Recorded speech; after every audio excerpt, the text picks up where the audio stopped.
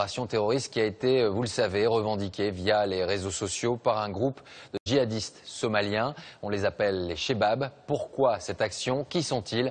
Élément de réponse avec Lumna Naki et Nicolas Metauer. Ils seraient entre 5 et 7 000, principalement basés dans le sud de la Somalie, frontalière du Kenya. Les Chebab, jeunes en arabe, sont des combattants issus de la branche dure des tribunaux islamiques, un groupe terroriste qui avait occupé la capitale somalienne en 2006.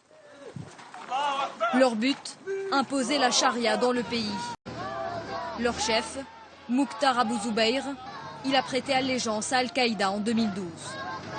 En Somalie, les Chebab sont responsables de plusieurs attaques meurtrières, comme ici la mission de l'ONU ou encore l'ambassade de Turquie. Ils sont également responsables de l'enlèvement et du meurtre du Français Denis Alex en janvier dernier.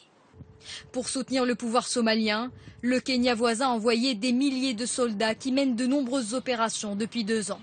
Grâce à ce soutien, les Chebab ont perdu du terrain, chassés de Mogadiscio et plus récemment du port de Kismayo, ville stratégique pour le groupe radical.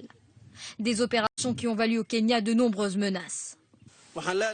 Au nom des Chebab, nous disons au gouvernement kényan, avez-vous pensé aux répercussions de la guerre contre nous? Prenez garde, nous sommes plus expérimentés que vous au combat. En s'en prenant directement à ce centre commercial sur le territoire kényan, les Chebab portent un coup au pouvoir local mais aussi au tourisme.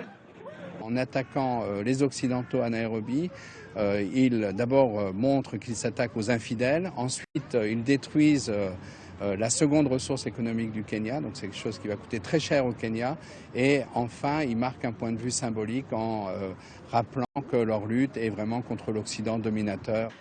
Les Chebab veulent également montrer que le Kenya, allié de l'Occident, peut être une cible vulnérable pour les groupes terroristes de la région.